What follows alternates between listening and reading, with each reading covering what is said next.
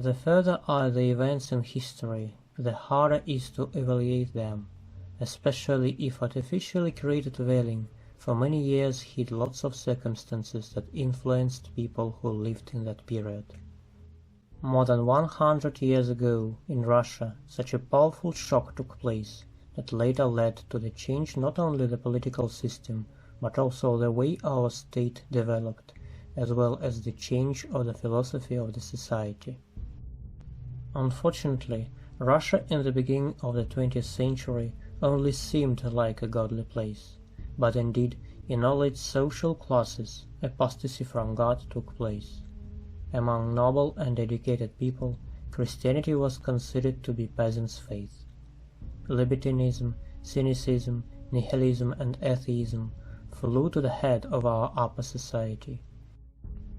Even in spiritual academies and seminaries, disbelief flourished, while among working-class people and peasants, superstitions and apostasy from Christ became a pandemic.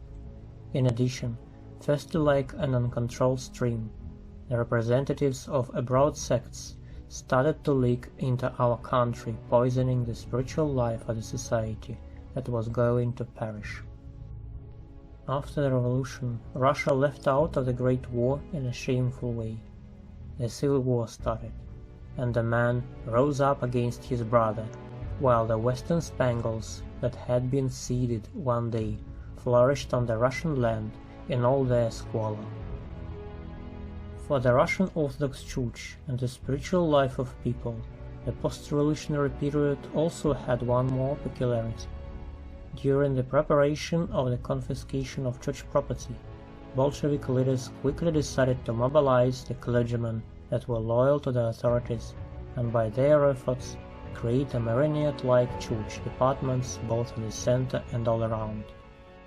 This way, being led by their sincere desire of reforming the church from the one hand, and following the instructions of the new government from the other hand, different church organizations like Living Church and the Union of Church Revival appeared. The arrest of Patriarch Tikhon, the stoppage of work of high church administration, and the support of the Soviet authorities led to fast spread of the Renovated Church. In 1922-1923, more than half of Russian episcopate and parishes obeyed departments of the Renovated Church, but in most cases that was the result of the order of high priests and not according to their own desire. Meanwhile, the release of Patriarch Tikhon from the imprisonment led to mass return of both clergy and laity to the Church of the Patriarch. In 1924, priest Konstantin Smirnov, who was about to become a renovationalist, said, "From my childhood, I wanted to enter a church, but I was just near its walls because I was a secular, as each secular is near the church but not inside it. When I entered the church as its servant, I was taken aback by not seeing what I expected. I saw there no prayer or presence of God in people's hearts. I saw there a gramophone and a trader's stall. I saw no deep spiritual interest or high-minded moods and thoughts. I felt there sick at my heart." How nicely the priest and philosopher felt the conditions our church was led to. How the confessors of the verity of God became people who some years later in the interrogation protocols were described as men of the cloth, equalizing them with pagan servants. By the beginning of 1930s, during the general policy of the liquidation of religious life in the Soviet Union, the authorities actually stopped making distinction between the representatives of the Renovated Church and the Church of the Patriarch. The theomachy of the authorities contradicted the way of both the physical and spiritual life of the majority of the citizens of the country. That is why the struggle of the Bolsheviks against the Church resulted in the war against their own nation. The methods of the struggle of the representatives of the new authorities prove that: execution, violence, robbery, confiscation. When people break all that is your, and crosses of the churches are in mud, then something new that is adored you'll see as something holy in your life, and other gods you'll have to pray, and other saints you'll have to venerate. At modern Bible you will have to grind away, or otherwise you will be banned and chased. The adoption of the Constitution of the Soviet Union in December 1936, where both political and civil rights were declared, gave hope that the situation would change for the better, while indeed it turned to become vice versa. The started repressions led to the great number of victims that had not been seen ever before. Only in 1937, after the request of the League of Militant Atheists, 8,000 churches were closed. Dozens of thousands of clergymen and laicos were executed. Though the census of the same year showed that 2/3 of country people and 1/3 of city people still considered themselves as faithful. This film is dedicated to the repressed clergymen of Ruza district of Moscow region, who, according to some reasons, are considered not to be mentioned. People say that they either slandered someone, or gave up priesthood, or stopped serving, or joined the Renovated Church. But their life is just one of the many sorrowful and poorly explored pages of the history of our church, while their death is something like redemption of their mistakes during their short life path. Ivan Mikhailovich Berezkin was born on the 13th of April 1882 in the village of Orlova of Moscow County of Moscow Province, to the family of Deacon Mikhail Ivanovich Berezkin, who served at the Trinity Church in the village of Faustovo of Broniitsy County of Moscow Province. In August 1893, Ivan finished the parish school in the village of Faustovo. At the age of 12, the boy became an orphan, and the prior of the Trinity Church, Alexander Grigorievich Zverev, grew up the children of Deacon Mikhail Berezkin, Vera and Ivan, giving them good education. Since 1893 to 1897, Ivan Mikhailovich studied at Moscow Donskoy Spiritual College at Donskoy Monastery in Moscow, while from 1897 to 1903 at Moscow Spiritual Seminary, and from 1903 to 1907 at Moscow Spiritual Academy, which he graduated from with a degree of a candidate of theology. These years, Ivan Mikhailovich married the daughter of the priest Alexander Grigorievich Zverev, Lyubov Alexandrovna. On the 29th of December 1907, Ioniki, the Bishop of Belgrade, ordained Ivan Mikhailovich a priest. Father Ivan served in the town of Belgrade at the Church of Saint Eugenia, at the male gymnasium, teaching the law of God at the male gymnasium of Duke of Edinburgh at the same time, also teaching at senior classes of female gymnasium from the 1st of September 1908. Since September 1909, Father Ivan began to serve at the Church of St. Nicholas the Miracle Maker at the male gymnasium of the town of Serpukhov, being a teacher of Alexandrovskoye male gymnasium at the same time. Since June 1911, Father Ivan began to serve at the Cathedral of the Holy Trinity in the town of Serpukhov, continuing to teach the law of God at several gymnasiums of the town, doing his best as a teacher.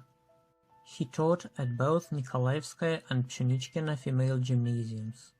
On the 11th of March 1911, Father Ivan organized Serpukhov Society of Soberness, while from the 1st of September he became the head of town parish school.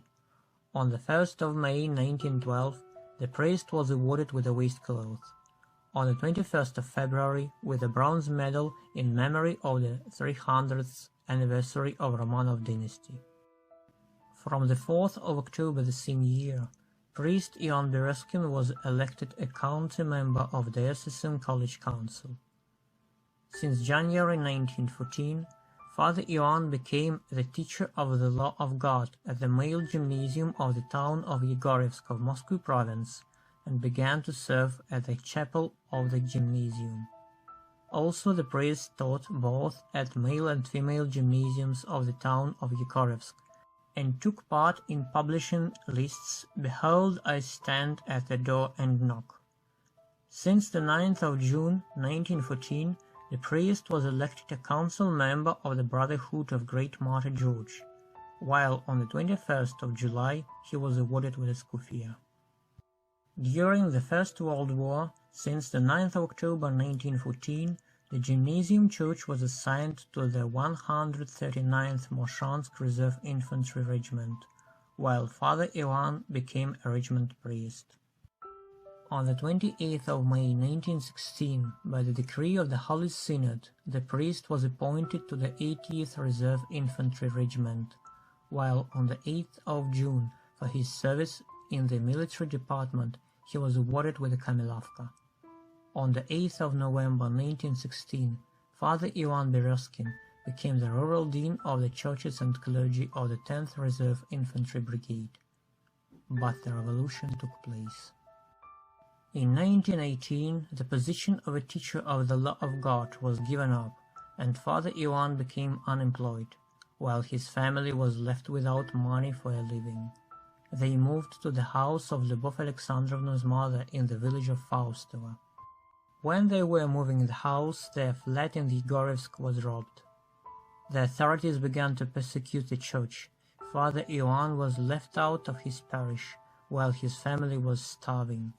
One day, when there was nothing for children to eat, the priest's wife went grey in one night. She had to divorce the priest in order to get to the position of a teacher in one of local villages 10 kilometers away from home. That way, Lyubov Alexandrovna saved the family from the starvation death. Since that time, she worked as a teacher until her retirement. In 1918, Father Ivan was offered the position of a priest at the Trinity Church at Sheremetyevo Hospital in Moscow. He served at Hospital Church and lived in a hospital room, while his family remained in the village of Faustovo. The priest was elected the head of the parish council, and in 1920 began to teach at pastoral theological courses. Later, Father Ivan's family moved to Moscow. The hospital church was small and there were very few parishioners. The medical staff consisted of former people who were either of noble origin or wives and daughters of big operators. In order to raise money, pay taxes, and avoid closing the church, solemn services were recited, while sometimes even Saint Tikhon, the Patriarch of Moscow and all Russia, served liturgies at the church. Father Ivan served at the Trinity Church at Sheremetyevo Hospital until mid-1920s, up to its closure. In 1920s, the priest was questioned at Lubyanka and offered to join the Renovationism, as he was said it would be the future. They named children as one of the main reasons, but Father Ivan categorically refused. In November 1925, the parish of the church, along with Father Ivan, was assigned to the Ascension Church in Versenofyev Lane in Moscow. At first, the priest was appointed by Metropolitan Peter over staff, but in 1926, the parish council of Sretinsk 40 and the parishioners elected the priest the prior. On the 22nd of April 1924, Father Ivan Berezkin was awarded with a pectoral cross, while on the 6th of July, at the Church of the Icon of Our Lady of Vladimir at Nikorsky Gates, by Metropolitan Mikhail Yermakov, the Exarch of Ukraine, he was ordained an archpriest. Later, Father Ivan served at the Church of the Holy Trinity in Listach and at the Church of Holy Martyr Pancratus. On the 13th of May, the priest was summoned to appear in court for not paying taxes. The same year, he was awarded with the priest club, while in 1931 he was blessed to wear a mitra during the liturgy. The Church of Saint Nicholas the Miracle Maker in Zvonary became the last place of service of the priest in Moscow. Archpriest Ivan served as the second priest at the St. Nicholas Church from 1929 to 1933, while from the 14th of February 1933, after the arrest of Father Alexander Zverev, he began to serve as a prior. In 1934, the church was closed, while the priest was questioned at Lubyanka. Archpriest Ivan Berezkin did not return home. He was exiled to the town of Ruza, to 101st kilometer. In Ruza, Father Ivan served at the Church of Great Martyr Demetrius of Thessalonica, The priest lived in a little room in a belfry. One day during the liturgy, godless people broke into the church. They came into the altar, battered the priest, took sacred vessels as well as the communion cup with the most holy body and blood of Christ from the altar and ran away. When the priest regained consciousness, he asked the parishioners in the church to find the mostly holy body and blood of Christ, that the hooligans probably poured out of the communion cup somewhere. One of the female parishioners saw a lightning fire between the graves, and when they, along with the priest, came closer, they saw there the most holy body and blood of Christ that were poured out onto the ground. On the 16th of May 1936, the rural dean of Ruza district, Archpriest Jan Berezkin, gave his evidence against priest of the Church of the Intercession of Virgin Mary of the village of Pokrovskaya Sheremetyevo, Vasily Antonov. Antonov has anti-Soviet point of view. It is proved by the following. In the end of March at my place, talking about taxes of the church and clergy, Antonov declared, "Now Russian clergy has a hard time. We are heavily taxed by the Soviet authorities. As a result, churches are being closed, while we have nothing to live upon. In one word, the Soviet regime is the persecution of Christ." Also, if the collective farms had not existed, the churches would not have been closed, while we would have lived better. In these collective farms, peasants are made to work on holidays.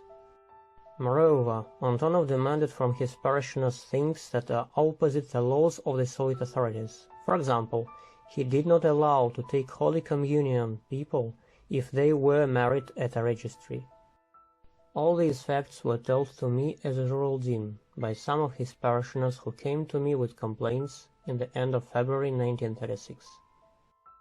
On the 2nd of July the same year, elderly priest Vasily Antonov was sentenced to 3 years of exile in the Northern Territory. In 1937, straight after serving a liturgy, Father Ivan was arrested for anti-Soviet agitation and at first was imprisoned in Mozhaisk and then in Taganka prison in Moscow. On the 28th of November 1937, the Inquisitive Troika of Moscow region sentenced Archpriest Jan Berezkin to 10 years of imprisonment in labor camps. The parishioners of the Dimitrius Church came to the village of Faustovo to his wife, Ludmila, to bring his possessions and say that the priest was arrested. Lyubov Alexandrovna searched him in all Moscow prisons until in Taganka she was said that the priest had been sentenced to 10 years of imprisonment. The priest was sent to Bezemen Lag of Samar Lag of the NKVD of the USSR, where he arrived on the 27th of December 1937. There, Father Ivan worked as a builder of Kuybyshev electro station as an odd hand. The family of Father Ivan sometimes managed to correspond with him. According to the reminiscences of his daughter Galina, the correspondence was secret. The letters were hidden in paste tubes or cover papers. Before the Second World War, one of his daughters managed to meet her father's fellow inmates. He told her that Ivan Mikhailovich, even in the camp, feasted his eyes on nature and kept his spirits up trying to support the others. Getting bread from parcels, he broke it with other inmates. That was the only thing the daughters learned about their father. When the war began, the correspondence was over. On the 15th of August 1942, Archpriest Jan Berezkin was admitted to hospital for treatment, where he passed away on the 22nd of September the same year. The medical commission diagnosed severe heart disease and pellagra of the third stage. The place of the priest's grave is unknown. The notification about the death of Archpriest Ivan Berezkin was sent to the Registry Office of Moscow region on the 21st of March 1943. Nikolai Sergeyevich Naumov was born on the 11th of April 1895 in the village of Prokozna of Moshansk County of Penza province to the family of a psalmist. In the family there was at least one son, Alexei. According to the questionnaire of the arrested, before February 1917, Nikolai Naumov worked in a bakery of the town of Penza and studied, while after served in the army as a record clerk and worked at a factory of the town of Penza. After finishing college, Nikolai Sergeyevich married maiden Antonina, the daughter of priest Viktor Ivanovich Bogorodetsky, and was ordained a deacon to one of the churches of the town of Kuznetsk of Sredny Volzhsky Council of Penza province. According to the materials of the archive investigation case, the deacon followed Patriarch Tikhon's direction. During the liquidation of middle-class elements in the town of Kuznetsk and Kuznetsk Council from January to July 1919, about 200 people were arrested: landowners, former landlords, and clergymen. Deacon Nikolai Naumov was among these people, being exiled from Sredny Volzhsky Council. In 1922, Deacon Nikolai came to the town of Ruza of Moscow province, where he began to serve at the Church of the Intercession of Virgin Mary. In Ruza, the clergyman lived in Krasnaya Street, house 14. According to the protocols of the interrogation, by that time Father Nikolai had 3 children. His wife was sentenced to 10 years of imprisonment for plundering the property of a kolkhoz. At the end of June 1932, the brother of Deacon Nikolai, priest Alexei Naumov, came to the town of Ruza and began to serve at the Church of Michael the Archangel in the village of Mikhailovskaya of Ruza district. On the 8th of February 1933, the brothers were arrested, being accused in participation in a counter-revolutionary organization of clergy in order to overthrow Soviet authorities. The indictment of Father Nikolai was rather standard for that time: anti-kolkhoz agitation, dissatisfaction with the Soviet authorities, and overtaxing. However, there were some differences. And the counter-revolutionary organization named the Den of the Wolf, led by the prior of the Church of Great Martyr Demetrius of Thessalonica, Archpriest Ion Nekrasov, apart from Deacon Nikolai Naumov, there was priest of the Church of Michael the Archangel, Alexei Naumov, as well as prepost of the Church of the Intercession of Virgin Mary, Mikhailov Vasily Mikhailovich, and active parishioners of the Churches of the Intercession of Virgin Mary and Great Martyr Demetrius of Thessalonica. Possibly they were the people who, under the leadership of Father Ion, prevented the churches from being closed. So the authorities decided to eliminate them physically. In the indictment it was written, aiming to attract people to their counter-revolutionary group, they helped some faithful financially, gathering in the flats of Deacon Naumov as well as of Selenina and Karenova, where they had anti-Soviet talks. They collected signatures against closing of the cathedral of the town of Ruza. On the 21st of September, on the holiday of the Nativity of Virgin Mary, Priest Nekrasov and Deacon Naumov went across the village performing a public prayer and agitating against collective farms. Father Nikolai, like other accused people, behaved courageously during the interrogation, defending his religious beliefs. The evidence of that fact is the protocol of interrogation. On the 22nd of April 1933, according to the 58th article, paragraphs 10 and 11 of the Criminal Code of Russia, the OGPU Troika of Moscow region sentenced Deacon Nikolai and his brother. Like Archpriest Ion Nekrasov, they were exiled to Kazakhstan for 3 years and served their sentence in OGPU Karlak labor camp of the town of Karaganda. When the term of their imprisonment expired, Deacon Nikolai Naumov returned to his native Penza and began to work as a night watch at the church of Saint Mitrofan of Voronezh. His wife, Antonina Viktorovna, got divorced with him and married for the 2nd time. In January 1938, in the most terrible period of persecutions, for the supporting church life of his native exhausted diocese, Archpriest Vladimir Artablevsky returned. He led a communion at the only active church of Saint Mitrofan of Voronezh, uniting the survived clergymen. But in the late autumn of 1939, a criminal case against the communion was filed. The clergyman and some parishioners of the church were arrested. On the 6th of November 1939, Deacon Nikolai Naumov, who served as a night watch at a church of Saint Mitrofan of Voronezh, was arrested by the NKVD department of the town of Penza. According to the indictment, he was accused for anti-Soviet agitation, revolt and defeatist activity, and for being a member of anti-Soviet group of clergymen. During the investigation, Deacon Nikolai was held in Penza prison number 1. Neither during the interrogations nor during the confrontations the clergyman admitted his guilt in the charges. He said he knew nothing about counter-revolutionary activity or the clergy he was connected to.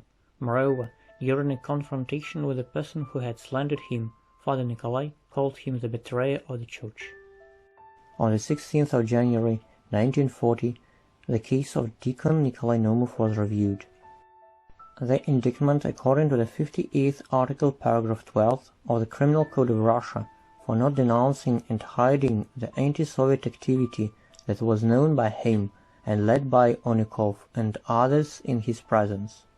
After the investigation, the indictment, according to the 58th article, paragraph 12 of the Criminal Code of Russia, was not fully proved, but new information accusing Naumov and S. was found. He was accused, according to the 73rd article, part 1, paragraph 2 of the Criminal Code of Russia, and the measures of restraint, the imprisonment of Naumov, were decided not to change. According to the information given by the relatives of the clergyman, he passed away in the prison of the town of Penza on the 8th of August 1942. On the 23rd of November 1995, Deacon Nikolai Naumov was rehabilitated by the prosecutor's office of Penza region. The repressing machine not only succeeded during collective arrests, but eliminated clergymen of the church individually, eliminating 2 or 3 at a time. As a result, by the beginning of the Great Patriotic War, there were only several priests and 2 active cemetery churches in Penza region, the Church of Saint Mitrofanov Voronezh in Penza, and the Church of the Icon of Our Lady of Kazan in Kuznetsk.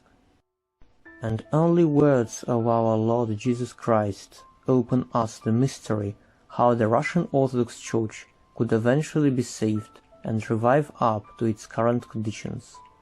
I will build my church, and the gates of Hades will not overcome it. Semyon Ivanovich Znamensky was born on the 2nd of February 1889 in the village of Nazarevo of Zvenigrod County of Moscow Province, to the family of psalmist of the Church of the Life-Giving Trinity Ivan Petrovich Znamensky and his wife Ekaterina Mironovna. Finishing Zvenigrod Spiritual College on the 27th of July 1908, Semyon Ivanovich was appointed a psalmist to the Church of Michael the Archangel of the village of Mikhailovskoye of Ruza County of Moscow Province.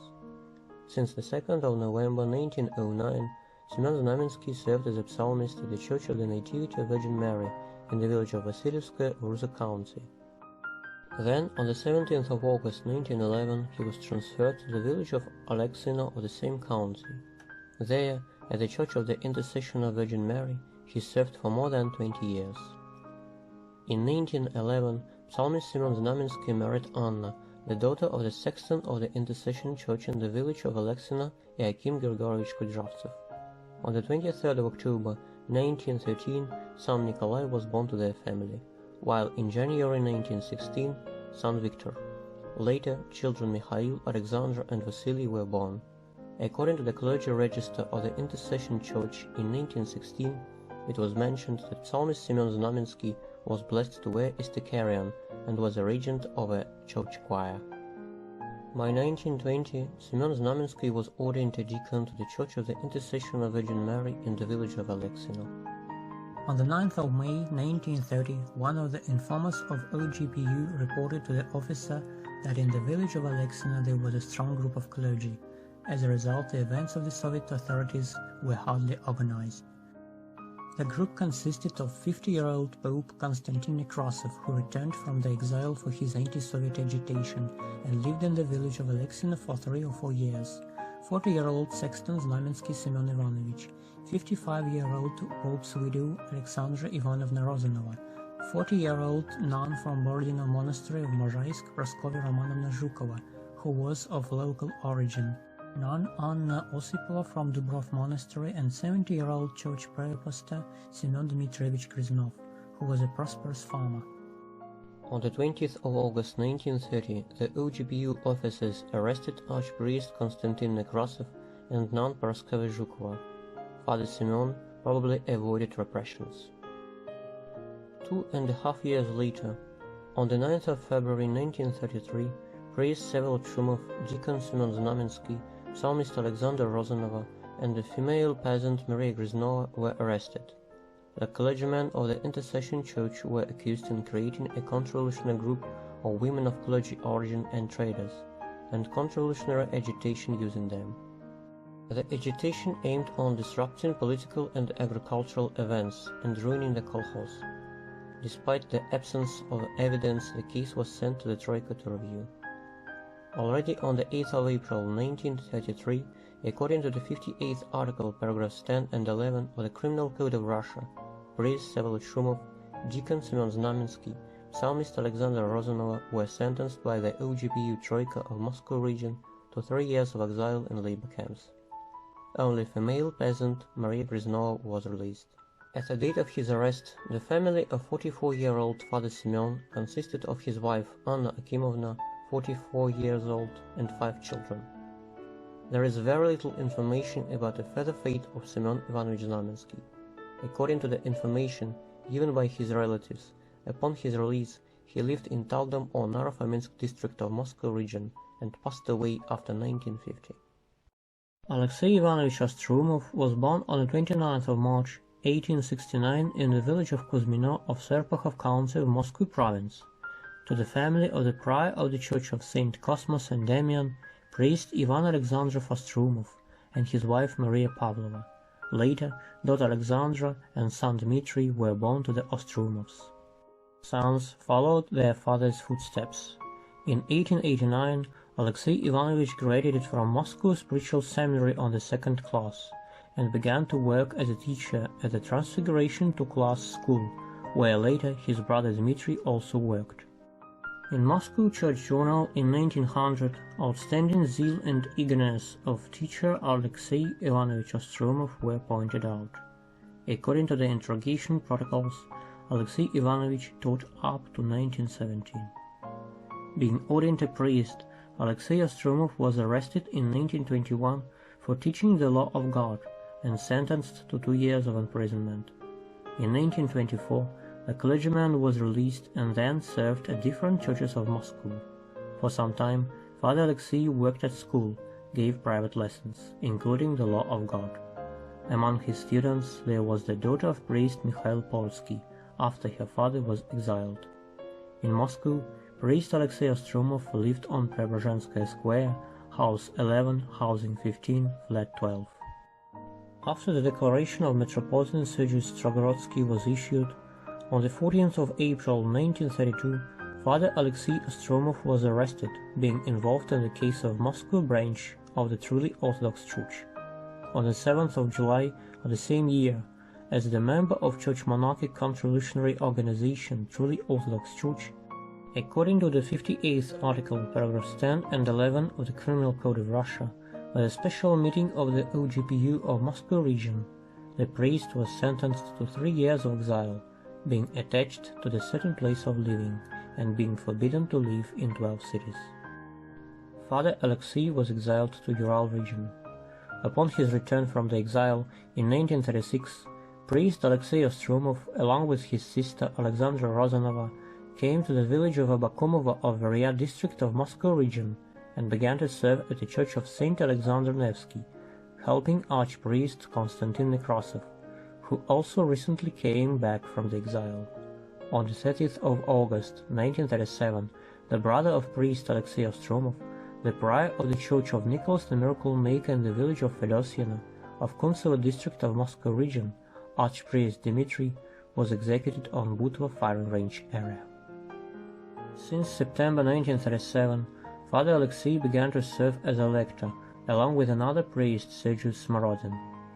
On the 27th of March 1938, during the time of the most severe persecutions of the Russian Orthodox Church, the clergymen were arrested by the NKVD department of Veryak district of Moscow region as members of the counter-revolutionary group that agitated in the anti-Soviet way and read counter-revolutionary literature.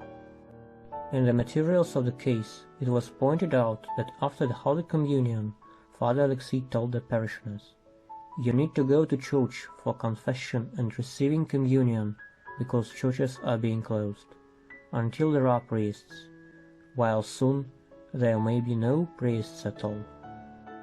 Moreover, According to the words of the witnesses, the priest said that soon there would be the last times and doomsday, and God would judge everyone. During the investigation, answering the questions of the interrogator about the Soviet authorities, the priest said that all the authorities are from God. At the moment of his arrest, Father Alexei was with no certain business, while in his family only his brother, priest Dmitry Ivanovich Ostromov, and sister Alexandra Ivanovna Rozanova were listed. During the interrogation, Father Alexei testified, "I lived at the church of the village of Abakomova as a religious man, and sometimes when I was asked by the priest, I performed religious rites, sang at the church, married people, and went across the parish during religious holidays." Answering the questions of the interrogator about serving as a lector at the Abakomova church, he declared, "I did not occupy the position of a lector. I was only an amateur, being a really religious person." On the 20th of June the same year, according to the 58th article, paragraph 10 of the Criminal Code of Russia, the Inquisitive Troika of Moscow region sentenced 71-year-old priest Sergei Smorodin and 69-year-old priest Alexei Ostromov to 10 years of imprisonment in labor camps. After the arrest of the priests, the church of Saint Alexander Nevsky in the village of Abakomovo was closed and ruined. On the 18th of February 1998, priest Alexei Ivanovich Ostromov was rehabilitated by the prosecutor's office of Moscow region. In 2003, the brother of priest Alexei, Archpriest Dmitry Ostromov, was canonized as a new martyr and confessor of Russia. Sergei Petrovich Mayorov was born in 1882 or 1883 in Katerina churchyard of Ruza County of Moscow province. Nothing is known about the origin and early years of Sergei Mayorov. Probably he was of peasant origin. By 1917, Sergei Petrovich married and was ordained a priest to the Cathedral of the Annunciation of Virgin Mary of the town of Gzhatsk of Smolensk province. In the list of the parish clergy of Smolensk and Rogobushsk diocese in October 1917, Father Sergei Mayorov was mentioned as the third priest of the cathedral. In 1924, the community of faithful of the Annunciation Cathedral and the Church of John the Baptist was registered in the Regional Executive Committee. The list of clergymen included Archpriest Peter Ratkovsky, priests Sergei Mayorov and Vasily Smryagin, Archdeacon Michael Areshnikov, Deacon Dmitry Kondakov, Psalmist Rodion Vishunov, Alexander Obnovlensky, and Nikita Yefimov. In 1929, in the town of Gzhatsk, the campaign of closure of churches started. In the documents of the liquidation of town churches, the excerpts from the protocols of meetings of citizens at polling stations were saved. There, they paid special attention to the closure of Annunciation Cathedral. The town council must fulfill the will of voters and make the local cathedral a cultural and holiday house, to take off all the bells and give them to the fund of industrialization. On the 13th of December the same year, the meeting of Gzhatsk Society of the Godless decided to close the Annunciation Cathedral and asked the authorities to approve the resolution.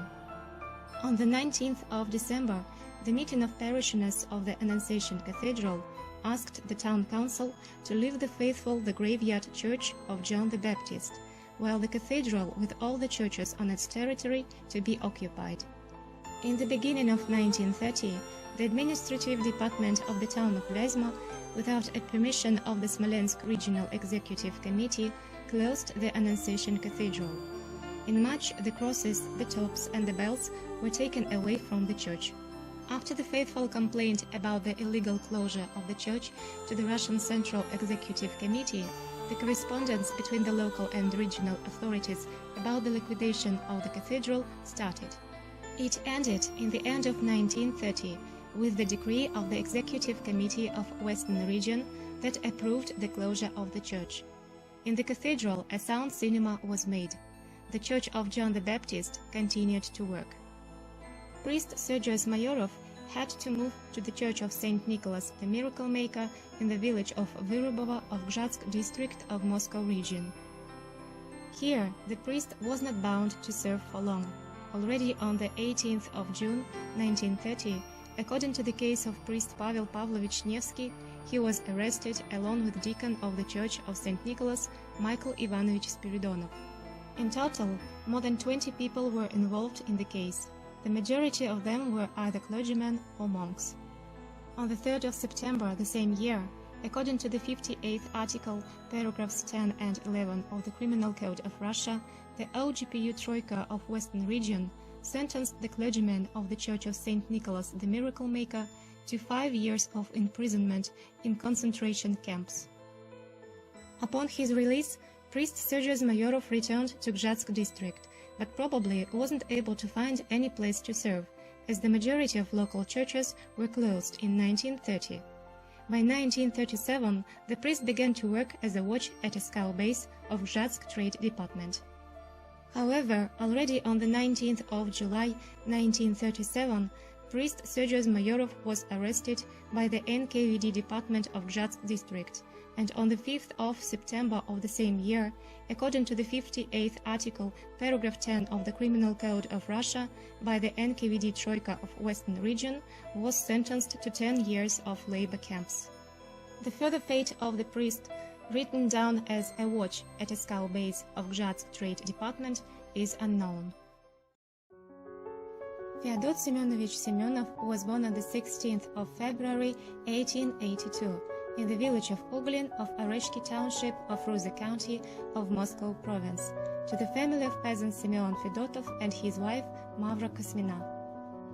The newborn was baptized the same day by priest Pavel Tsvetkov at the church of Michael the Archangel of the village of Mikhailovskaya. His godparents were the peasants of the same village, Gavril Fedotov and maiden Anastasia Fedotova.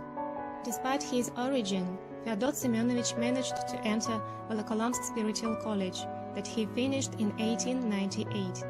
In 1906, Fyodor Semyonovich graduated from Bethany Spiritual Seminary on the 2nd class. After that, from 1906 to 1907, he taught the law of God at Karpova Parish School, while from the 1st of September 1907 to the 1st of September 1908, he was a teacher of the law of God at Svirino Rodakova Zemstvo School. These years, Fyodor Semyonovich married maiden Alexandra Pavlova.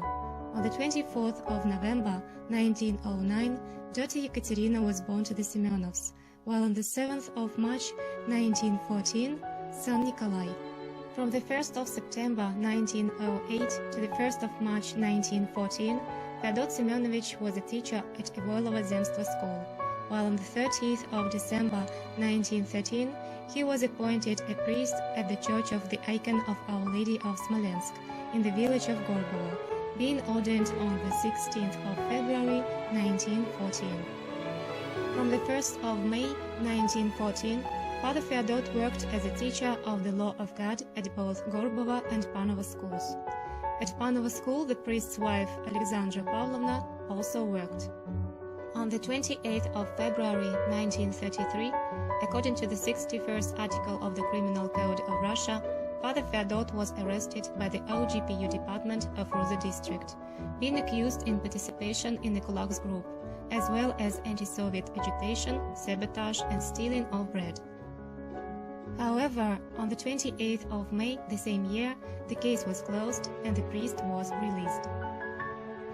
According to the list of decrees of Moscow Regional Executive Committee in 1929-1991 about the closure of churches of Moscow region, the Church of the Icon of Our Lady of Smolensk was closed in 1934.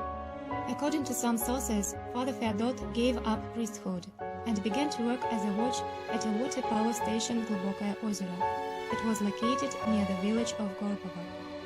On the 22nd of November 1937, the former priest was arrested by the NKVD, being accused in counter-revolutionary agitation. Already a week later, the NKVD Troika of Moscow region sentenced him to capital punishment. Fyodor Semyonovich Semyonov was executed on the 9th of December 1937 on Butovo firing range ground near Moscow, being buried in the unmarked mass grave. On the 27th of June 1989, Fedot Semyonovich Semyonov was rehabilitated by the prosecutor's office of Moscow region. Nikolai Alexandrovich Voznesensky was born on the 10th of May 1878 in the village of Novogorbovo of Ruza County of Moscow Province, to the family of a deacon Alexander Vasilievich Voznesensky. In the family there also were children: Alexei, Helen, Fyodor, Platon, George, and John. All of the sons of the clergyman followed their father's footsteps. After finishing the Leningrad Spiritual College, Nikolai Alexandrovich entered Moscow Spiritual Seminary, but was sent down after the first class, and in December 1898 began to serve as a psalmist at the church of the icon of Our Lady of Smolensk of his native village of Novogorbovo, where he replaced his retired father. Here, psalmist Nikolai served for the next 12 years. He married Maiden Maria Vasilievna and in 1910 was ordained a deacon to the Church of the Transfiguration of Christ in the village of Bortnikovo of Kolomna County of Moscow Province. 5 children were born to the Voznesenskys. As the reference from the Bortnikovo village council says, Father Nikolai had a house with a yard, some land, a forest, meadows, while he hired workers to cultivate his land. Unfortunately, there is no information about the life of Father Nikolai from 1917 until 1930. In snippets of information about the religious societies of Kolomna County in 1925, Deacon Nikolai was not mentioned among the clergy. Possibly he simply could not be listed in a hardly completed document, was repressed, or stopped serving at the church. According to the questionnaires of the arrested, Father Nikolai was dispossessed, and his property was confiscated. In the reference given by the Bortnikovo village council, it was mentioned that deacon was deprived of voting rights, while in the letter of Maria Vasilievna Voznesenskaya to Lavrenti Beria, this fact was disproved. It was pointed out that a deacon did not undergo any trial, being an honest and conscientious Soviet citizen. Also, not once he was selected by the locals to the corporation, where he was the chairman for 10 years and worked rather well.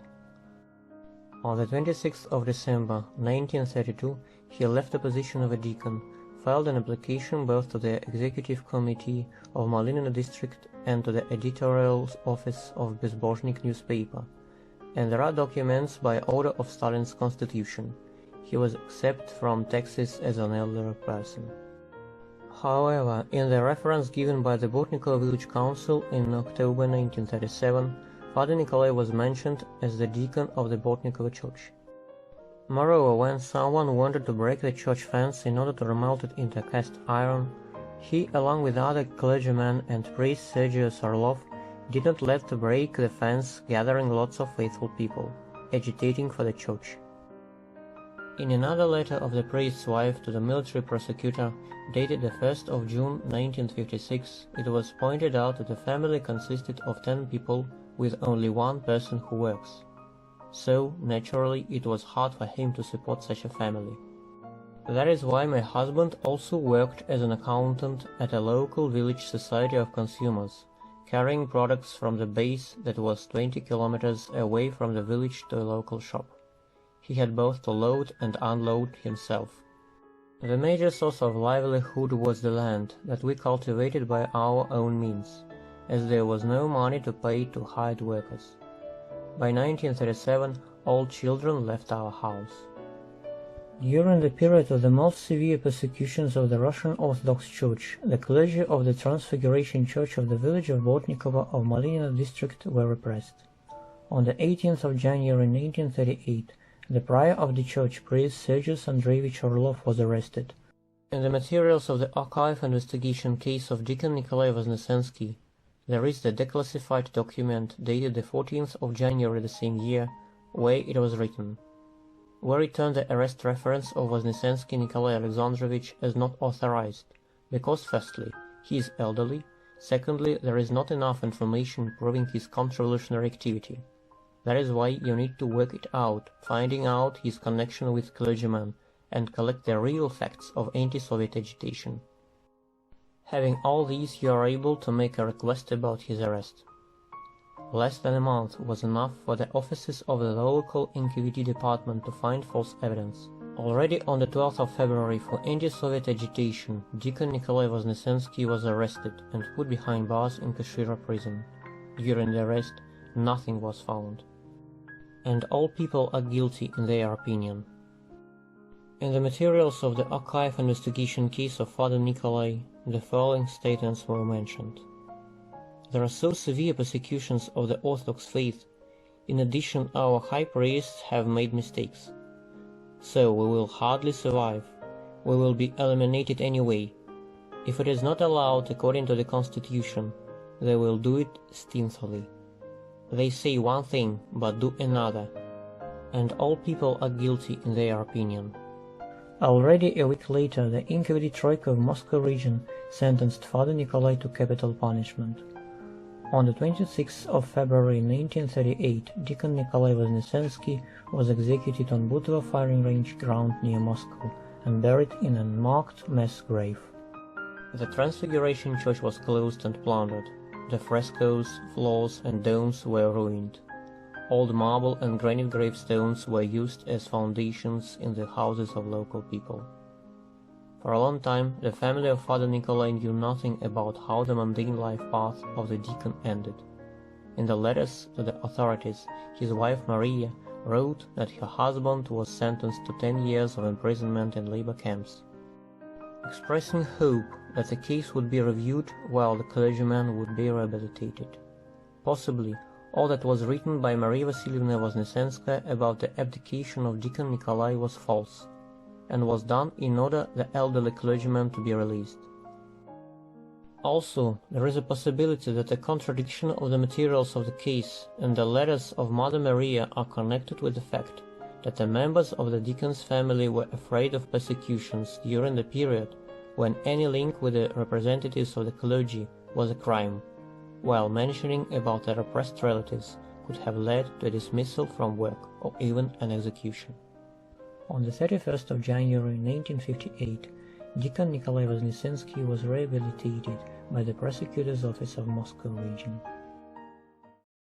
Nikolai Pavlovich Tsytkov was born on the 20th of January 1876 to the family of priests of the Church of Michael the Archangel of the village of Mikhailovskaya of Ruza County of Moscow Province, Pavel Vasilyev Tsytkov, and his wife Anna Ivanova. At least one more son, Mikhail, was in the family. After finishing Volokolamsk Spiritual College and graduating from Bethany Spiritual Seminary, Nikolai Pavlovich married maiden Augusta Nikolaevna and was ordained a deacon, while by the 1st of January 1899 was ordained a priest to the Church of the Transfiguration of Christ of the village of Nitersovo of Moscow County of Moscow Province, replacing their archpriest Vasily Tsytkov. Here, Father Nikolai served for more than 30 years. On the 9th of September 1900, son Nikolai was born to a young family. Later, daughters Maria and Alexandra were born. In October 1900, a one-class parish school for local children was opened by the prior of the Transfiguration Church. Firstly, it occupied the house of the priest, but in 1901, the College Council of the Holy Synod donated money, and one-story wooden school building was built. On the 4th of May 1903, Father Nikolai was awarded with a waistcloth, while in 1919 with a pectoral cross.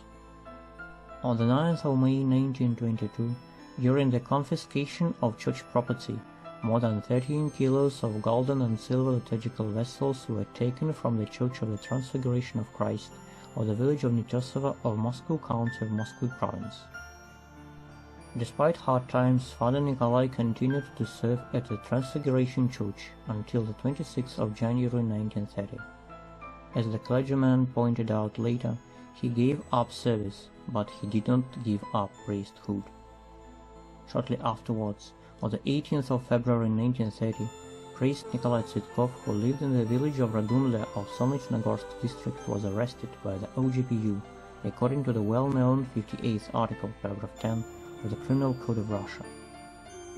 In the decree of the detention and opening an occurrence, it was pointed out that the said citizen, the priest, is anti-Soviet. Being a former guard, he turned some revolutionaries in. He agitates against the collectivization, saying, In any case, we will be robbed, and so on. Taking into consideration that further being at large of Tsvetkov Nikolai Pavlovich would reflect harmfully on the opinion of people towards the Soviet authorities and the events in the village, it was decided to arrest a clergyman conducting a search. By the time of his arrest, in the family the priest listed his 80-year-old father, his brother-in-law, Archpriest Nikolai Konstantinovich Vinogradov, and 2 daughters. In the column The Property Before and After the Revolution, Father Nikolai testified: a house with a yard, some cattle, a horse and a goat. In the indictment it was pointed out, Citizen Tsvetkov is an ardent enemy of the events of the Soviet authorities in the village. Being a priest, in his sermons he agitated peasants against the collectivization, persuading citizens to sell their property in order it not to become the property of the collective. Being a man with a dark past, he had a Smith & Wesson revolver with cartridges that was found at his place in 1921. This year, on his watch house, a leaflet with the following words was found: "All the power to the Soviet, all the land to cadets, all the money to the Bolsheviks, while all the taxes to ordinary people." On the 2nd of January, there was a meeting at the church where Tsvetkov appealed to the faithful. "We all must defend the church from the intrigues of the blasphemous people." In 1918, after the forgery, Tsvetkov got some extra land. He is linked with former landlord Pirogova. According to some sources, he was a secret agent of the gendarmerie, turning revolutionary Lomakov in, who agitated against Zemstvo director during the meeting. He also turned the representative of underground movement Nikolai Sergeyev in. Moreover, he clobbered a shepherd after the latter did not notice his cattle entering Tsvetkov's territory. After this accident, the shepherd died. During the interrogation, a clergyman testified that he had not clobbered the shepherd. He also did not plead guilty. Speaking about the gun, the priest testified that he gave the revolver to the authorities after their request. As for the sermons, Father Nikolai said that he had not preached since 1929, while the last sermon was on the holiday of the Intercession of Virgin Mary. On the 22nd of March, 1930, by the OGPU Troika of Moscow region, according to the 58th article, paragraph 10 of the Criminal Code of Russia, 54-year-old priest Nikolai Tsvetkov was sentenced to 3 years of exile to the Northern Territory. The Church of the Transfiguration of Christ was closed. On the 9th of December 1937, the brother of the clergyman, priest Mikhail Tsvetkov, was executed on Butovo firing range ground near Moscow, being buried in the unmarked mass grave. According to the unconfirmed information, priest Nikolai Tsvetkov, who returned after the exile, was arrested and repressed in 1938. His further fate is unknown. Michael Pavlovich Tsvetkov was born on the 8th of January 1882 to the family of priests of the Church of Michael the Archangel of the village of Mikhailovskaya of Ruza County of Moscow Province, Pavel Vasilyev Tsvetkov and his wife Anna Ivanova. The newborn was baptized the following day at the Church of Michael the Archangel of the village of Mikhailovskaya by priest of the Transfiguration Church of the village of Netesova of Moscow County, Vasily Tsvetkov. At least one more son, Nikolai, was born in the family. After finishing Volokolamsk Spiritual College in 1896 and graduating from Bethany Spiritual Seminary in 1902, Michael Pavlovich married maiden Anna Petrova and was ordained a deacon. On the 1st of January 1904, Father Michael was ordained a priest to the Epiphany Church of the village of Bogoyavlenskaya of Podolsk County of Moscow region, while on the 1st of July the same year, a young priest became the prior, replacing priest Vyacheslav Arkhangelsky. On the 19th of April 1905, daughter Alexandra was born to the Tsvetkovs, while on the 17th of April 1910, daughter Zoya. After the revolution, the priest was deprived of voting rights as a clergyman. In the village of Bogoyavlenskaya, priest Michael Tsvetkov continued to serve until 1923, while according to some sources, the Epiphany Church was closed in 1922, after the confiscation of church property, when about 3.2 kilos of silver were taken away from the church. In 1930, the elder brother of Father Michael, priest of the Church of the Transfiguration of Christ in the village of Nitesova, Nikolai Tsvetkov, was repressed. According to some unproved information, in 1931, Father Michael was also arrested and repressed according to the notorious 58th article, paragraph 10 of the Criminal Code of Russia. In 1930s, the domes and tops of the Epiphany Church of the village of Bogayevlenskaya were destroyed, while the building itself was used for different household purposes. According to the reminiscences of the locals, there was a machine and tractor station in the church building. By 1937, Father Michael worked as a statistician of the single center of the town of Podolsk, and in the NKVD questionnaire was written down as a former priest. In Podolsk, the priest lived in Bolshaya Zelenovskaya Street, house 25, flat 59. On the 27th of November 1937, Father Michael was arrested for active counter-revolutionary activity. Already on the 3rd of December, the NKVD Troika of Moscow region sentenced the priest to capital punishment. On the 9th of December 1937, Father Michael was executed on Butova firing range ground near Moscow, being buried in the unmarked mass grave. On the 17th of July 1989, Michael Pavlovich Tsvetkov was rehabilitated by the prosecutor's office of Moscow region. Nikolai Nikolaevich Sokolov was born on the 4th of April 1892 in a village of Rождествено of Ruza County of Moscow province, to the family of the prior of the local Church of the Nativity of Christ, priest Nikolai Nikiforov Sokolov, and his wife Ekaterina Petrova. There were also children in the family: Mikhail, Lydia, Anna, Alexei, and Vladimir. Nikolai Nikolaevich followed his father's footsteps. In 1909, he finished Volokolamsk Spiritual College on the first class, and was accepted to the first class of Bethany Spiritual Seminary. After graduating from the seminary, he married, and on the 28th of February 1914 was ordained a priest to the Church of Michael the Archangel on the village of Kubinskaya of Veria County of Moscow province, where he served as a prior for the next 18 years. In the family of Father Nikolai and his wife Maria Konstantinovna, 2 children were born, daughter Nina and son Boris. Before 1917, the priest had a wooden house, a cow, 2 sheep, a yacht and a pig. After the revolution, the clergyman was called to the rear militia. During the persecutions of the Orthodoxy, Father Nikolai was deprived of voting rights, and facing enormous life difficulties, in January 1932, he gave up both priesthood and serving at the church. The former priest began to work in the area and geodesy company, while since the 10th of December the same year, started to work as an accountant in the Soyuz Sol in Moscow. According to the evidence of his brother Vladimir, who lived with him for the previous several months, Nikolai Sokolov was given a room on his new workplace.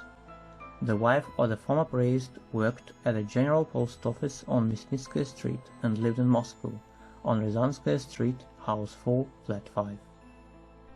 On the 24th of January 1933, Nikolai Nikolaevich Sokolov and former deacon of the Church of Michael the Archangel Ivan Mikhailovich Christoforov, who worked as an accountant of house management, were arrested by the Zvenigrad OGPU department of Moscow region in the matter of the group case with 21 people involved.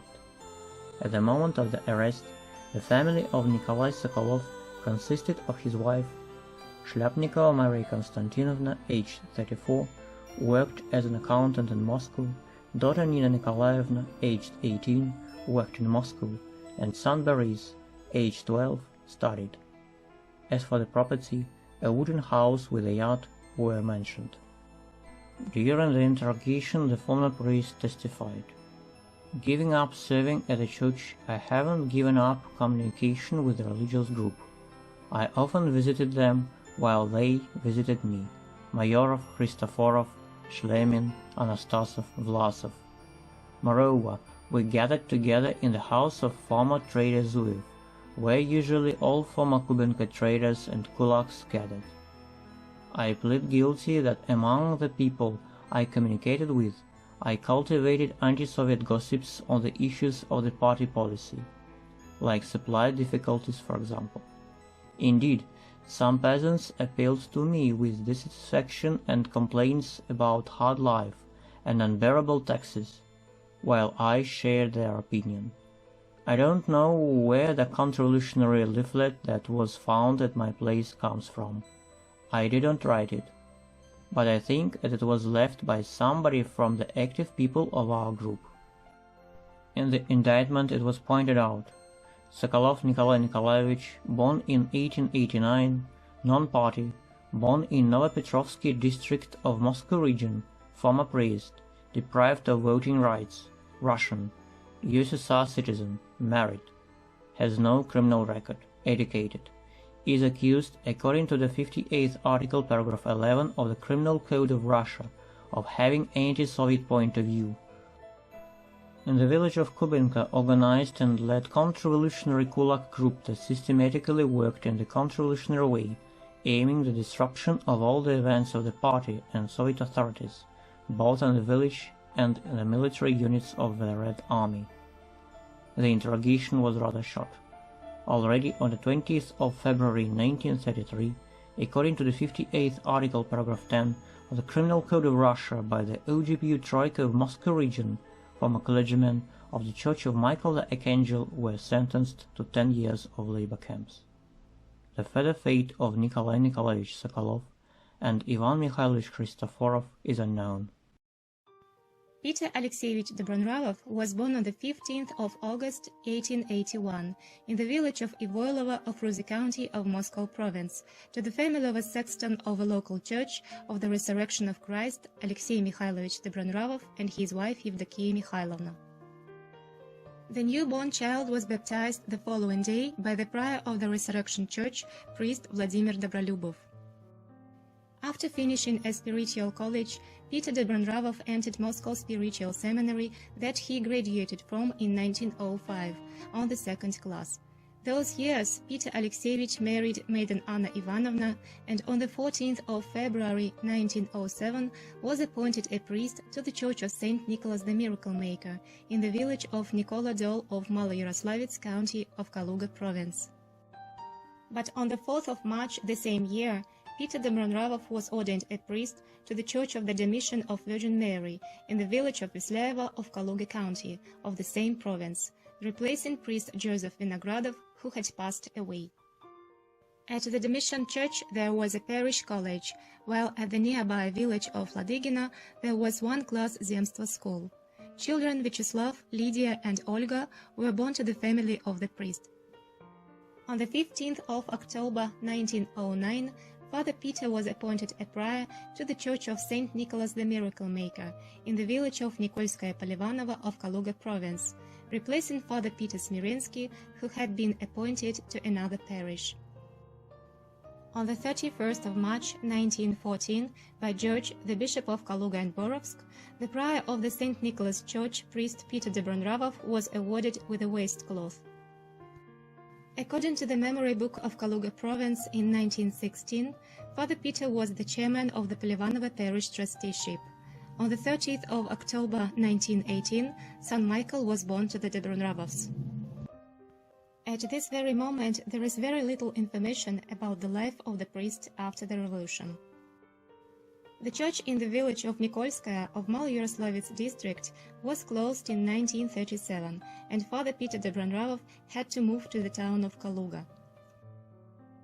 On the 17th of February 1941, priest Peter Dobronravov was arrested by the NKVD of Tula region, being accused in the fact that being alien to the All-Union Communist Party and Soviet government, he slandered against the chairman of the All-Union Communist Party among young people. According to the materials of the archive investigation case, in the questionnaire of the arrested, it was mentioned, the former priest, married, has 4 children. Before the arrest, he lived in the town of Kaluga.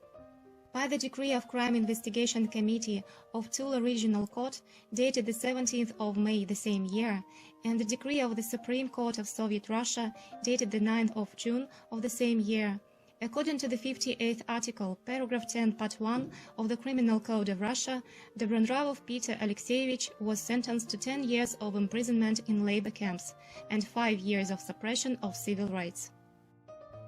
The further life of priest Peter Alexeyevich Dobronravov is not known for sure. According to the memory book of Kaluga region, the elderly priest passed away in 1941. According to the decree of the Prosecutor's Office of the USSR, dated the 24th of June 1957, the indictment was cancelled, while the case was closed. Nikolai Alexeyevich Skvortsov was born in 1871 in the village of Senish of Klin County of Moscow Province to the family of a prior of the Intercession Church priest Alexei Skvortsov. Nikolai Alexeyevich followed his father's footsteps, and after finishing a spiritual college, entered Bethany Spiritual Seminary, but was sent down from the 3rd class. On the 12th of December 1891, he was appointed a psalmist to the Cathedral of the Life-Giving Trinity of the town of Klin, being blessed to wear a Stikarion on the 28th of June 1892. These years Nikolai Alexeyevich married Yevlasia Vasilievna. Anna, Vladimir, Eugene, Alexander, Maria, Elizabeth, Sergei, and Valentina were born to the Skvortsovs.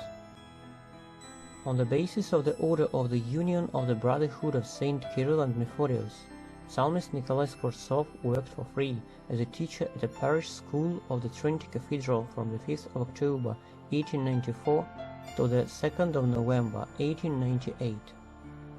On the 8th of November 1898, Psalmist Nikolai Skvortsov was ordained to deacon, being appointed to the Church of the Intercession of Virgin Mary in the village of Asheykino of Volokholamsk County of Moscow Province.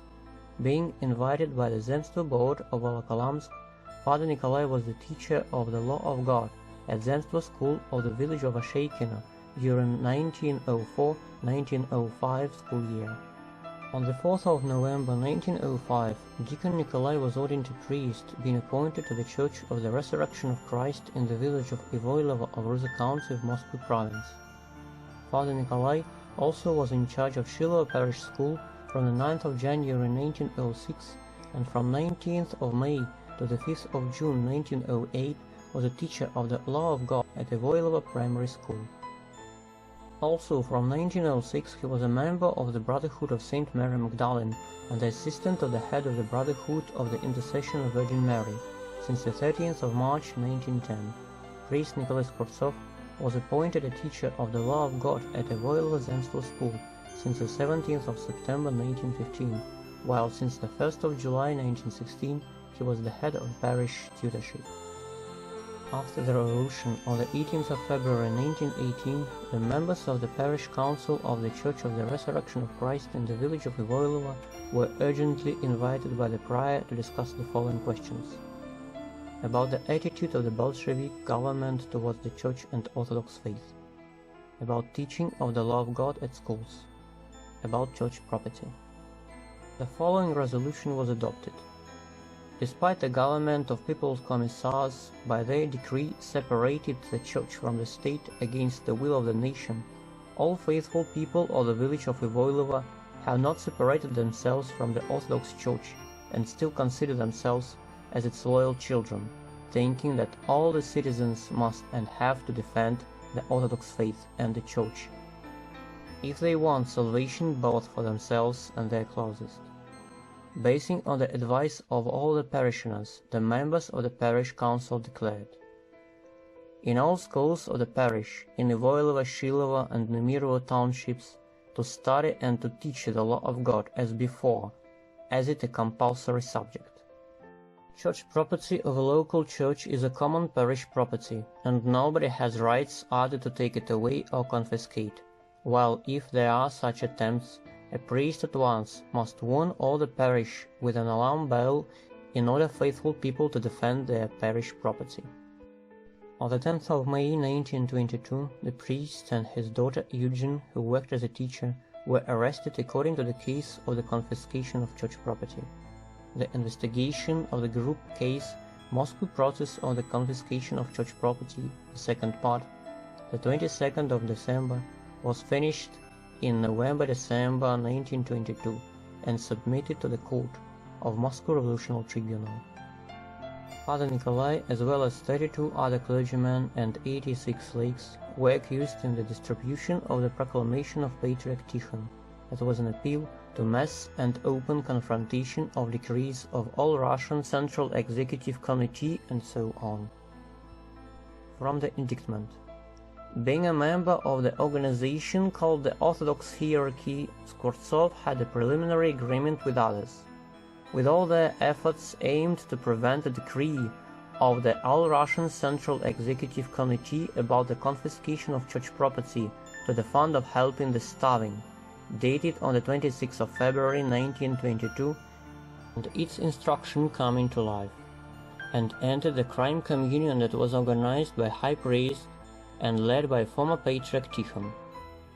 In order to achieve their counter-revolutionary goals, in March and April 1922, in Moscow and Moscow region, they purposely and intentionally distributed their proclamation of Patriarch Tikhon that was false from the outset. It pointed out that the church property is untouchable and could not be confiscated, that every attempt to confiscate it is a sacrilege. Secretly and openly appealed to mass and open confrontation of decree of all Russian Central Executive Committee. As a result, during the confiscation in many parts of the Republic, there were conflicts that led to bloody events. From ambos, and during talks with parishioners, spread false information about the activity of both Soviet authorities and the Fund of Helping the Starving. It aroused hostility towards the authorities. According to the 69th, 62nd, 73rd, and 119th articles of the Criminal Code of Russia. Firstly, according to the 73rd and 80th articles of the Criminal Code of Russia, priest Nikolai Skvortsov was sentenced to 2 years of imprisonment and 1 year of suppression of civil rights, but under the amnesty this term was lessened up to 1 year and 4 months. From May to the 13th of December 1922, Father Nikolai Skvortsov was held in custody in Taganka prison, while from December to the 2nd of June 1923 in Sokolniki prison. After that, he was released before the appointed time according to the decree of Judicial Department of Moscow Regional Court. Priest's daughter, Eugenia Nikolaevna Skvortsova, was released before the appointed time on the 4th of April 1923. In 1931, priest Nikolai Skvortsov gave up priesthood. On the 7th of November 1937, priest's son, Alexander, who was the head of a group of Moscow Society of Consumers, was arrested. On the 9th of February 1938, the former priest was arrested by the NKVD, being accused in counter-revolutionary agitation against kolkhoz building and slander on Stalin's constitution. At the date of his arrest, the arrestee was with no definite place of birth, living and working. Already a week later, the NKVD Troika of Moscow region sentenced the priest to capital punishment. Priest Nikolai Skvortsov was executed on the 21st of February 1938 on Butva Fine Range ground near Moscow, being buried in the unmarked mass grave.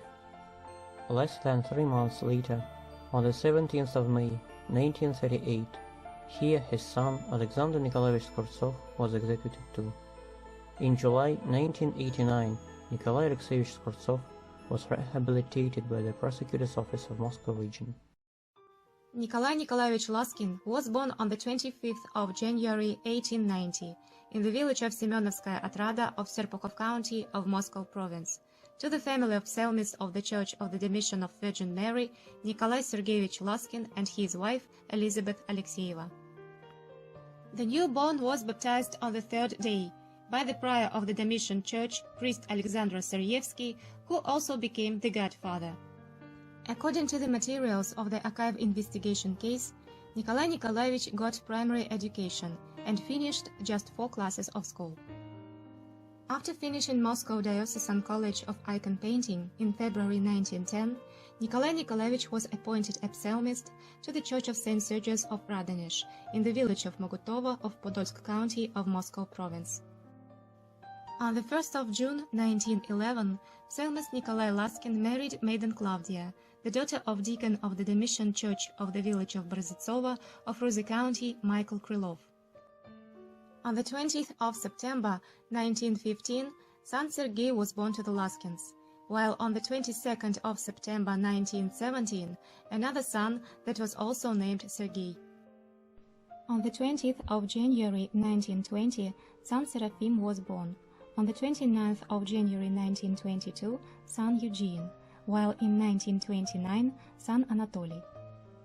Psalmist Nikolai Laskin served at the Church of St. Sergius at least until May 1924. After that, according to the petition of the Parish Council of the Church of the Domitian of Virgin Mary of the village of Brzezova of Ruza district of Moscow region, he was ordained a deacon to the Domitian Church, where his father-in-law had previously served. According to the list of clergy of Можайsk Vicar Diocese in 1923-1925, Nikolai Nikolaevich was mentioned as a psalmist of the Domitian Church along with priest Sergius Sokolsky. As Father Nikolai wrote, from 1913 to 1929, he served as a sexton, being deprived of voting rights until the time for that purpose. In 1929, after being dispossessed, the clergyman gave up serving. On the 10th of April 1932, Father Nikolai was arrested by the OGPU department of Ruza district of Moscow region. On the 3rd of June the same year, by the OGPU Troika of Moscow region, according to the 58th article, paragraph 10 of the Criminal Code of Russia, being accused in anti-Soviet agitation, clergyman was sentenced to 3 years of exile. In the indictment dated the 23rd of April 1932, it was written that former deacon Laskin Nikolai Nikolaevich, being deprived of voting rights, systematically agitated in the anti-Soviet way against all events of the Soviet authorities that were organized in the village. Also, he treated peasants in the anti-Soviet way, using poor people and ordinary peasants for his anti-Soviet agitation, especially against collective farms. On the 7th of June 1932, the former clergyman was released, being offered to go to his new place of living in 10 days. The further fate of Deacon Nikolai Laskin is unknown. On the 8th of May 2001, the clergyman was rehabilitated by the prosecutor's office of Moscow region due to the lack of the body of a crime. Tikhon Nikolaevich Prokhorov was born on the 13th of August 1897 in the village of Volokonovka of Bogucharsk County of Voronezh Province, to the family of a priest of the Trinity Church, Nikolai Prokhorov, and his wife Yevdokia Alexeyevna. In the family there was an elder brother and 2 sisters. When Tikhon was 8, his family moved to the village of Kalmyk of Borysoglebsk County of Tambov Province. Before the revolution, the Prokhorovs had a house with a yard, a horse, a cow, a pig, and 20 beehives. In 1918, Tikhon Nikolaevich finished 3 classes of Voronezh Spiritual Seminary and began to work as a copyist in the town of Novokhopersk of Voronezh Province. In 1919-1920, Tikhon Nikolaevich worked as a copyist in the village of Hrenovoye in the 42nd Regiment of Internal Service Troops, while in 1921-1922 he was an apprentice at a post office department. In 1922, Tikhon Nikolaevich worked as a teacher in the village of Kalmyk for 5 months, while in 1924 he was farming. The same year, Tikhon Nikolaevich married Valentina, the daughter of priest Nikolai Hrinovsky, and was ordained a deacon to the Church of the Icon of Our Lady of Kazan in the village of Kalmyk of Borysoglebsk County of Voronezh Province. Daughters Tamara and Irina were born to the Prokhorovs. In 1928, Deacon Tikhon Prokhorov, together with his father-in-law priest Nikolai Hrinovsky, moved to the village of Brinkovo of Ruza district of Moscow region, where at the Church of the Icon of Our Lady of Kazan he served as a psalmist for the next 2 years. In 1930, Deacon Tikhon was ordained a priest to the Church of Christ the Savior in the village of Dubrova of the same county. From the protocols of the interrogation, it is clear that priest's family lived facing huge difficulties, enormous taxes, poverty, famine. Parishioners supported the priest with food and helped him with the firm task on logging. According to the protocols of the interrogation, Father Tikhon was highly respected by the faithful. In 1930s, the priest was deprived of voting rights. In the protocols of the archive investigation case, it is written, "My father was a priest, now he passed away. I graduated from the seminary, married, and soon was ordained a deacon, serving until 1928. After that and up to this very moment, I have been serving in Ruza district as a priest. I obey the head of the rural dean's district, Nekrasov, who is an old-fashioned churchman of Tikhon orientation, and I share his views." On the 14th of March 1932, priest Tikhon Prokhorov was arrested in the group case of priest Prokhorov and others, being accused under the 58th article, paragraphs 10 and 11 of the Criminal Code of Russia, of being a member of the Kulak counter-revolutionary group, conducting active anti-Soviet activities and agitation against the activities of the Soviet government. At the time of the arrest, the family of priest Nikolai included his wife Valentina Nikolaevna, 25 years old, daughters Tamara and Irina, 6 and 2 years old, respectively. From the indictment, since 1930, he organized and headed the Kulak counter-revolutionary group, conducted its anti-Soviet activities, agitation against all the activities of the Soviet government, especially against the collectivization. On the 27th of April 1932, priests Nikolai Hrinovsky and Tikhon Prokhorov, under the 58th article, paragraphs 10 and 11 of the Criminal Code of Russia, were sentenced by the OGPU Troika of Moscow region to 3 years of imprisonment in labor camps in Kazakhstan. The clergymen were exiled to the town of Alma-Ata through the Butyrsky isolation ward of the city of Moscow. Upon his release, priest Tikhon Prokhorov returned to his native Voronezh region, where in June 1934 was listed as a deacon of the Church of St. Cosmas and Damian of the village of Verkhny Karachan, and according to the documents he temporarily served as a priest there, replacing the rural dean who was ill. The same year, the church was closed, and the priest probably had no place to serve. On the 15th of December 1942, Father Tikhon was enlisted in the Red Army by the military office of Borisogledsk district. During the Great Patriotic War, Tikhon Nikolaevich fought in the 511th Rifle Regiment of the 239th Rifle Division. The further fate of the priest is unknown. On the 30th of December 1989, priest Tikhon Prokhorov was rehabilitated. Vasily Alexandrovich Vinogradov was born on the 3rd of January 1882 in the village of Stromyn of Bogorodsk County of Moscow Province, to the family of the prior of the Church of the Domitian of Virgin Mary, priest Alexander Alexandrov Vinogradov and his wife Olga Pavlova. In their family there were also children, Pavel, Mikhail, Nikolai, Sergei and Maria. After finishing Dmitrov Spiritual College and 2 classes of Bethany Spiritual Seminary, since 1900, Vasily Alexandrovich began to teach the law of God at schools of Klin County of Moscow Province. In August 1905, Vasily Alexandrovich began to serve as a psalmist at the Church of All Saints in the town of Sergiev Posad of Moscow Province, where he served up to 1916, while since 1913 he also worked as a library assistant in Moscow Spiritual Academy. On the 5th of September 1905, psalmist Vasily Vinogradov married Ekaterina, the daughter of priest Nikolai Ivanov Solovyov, being ordained a deacon to the Church of All Saints afterwards. 8 children were born to the Vinogradovs. In 1906, Vera. In 1908, Vladimir. In 1911, Iriada. In 1913, Nikolai. In 1917, Nonna. In 1919, Alexander. In 1927, Boris, while in 1929, Eugen.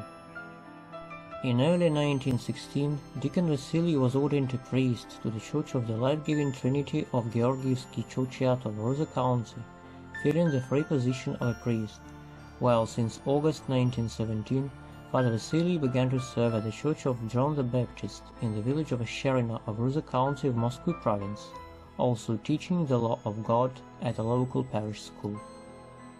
Here, the priests faced the revolution. In the first years of the Soviet regime, the clergymen were deprived of church land, while the parish school was closed. In the report of Moscow Extraordinary Commission about the mood and activities of the clergy from the 1st till the 15th of November, dated the 24th of November 1921, it was pointed out that there is no open anti-Soviet agitation from the clergymen, while there are just some politically motivated comments.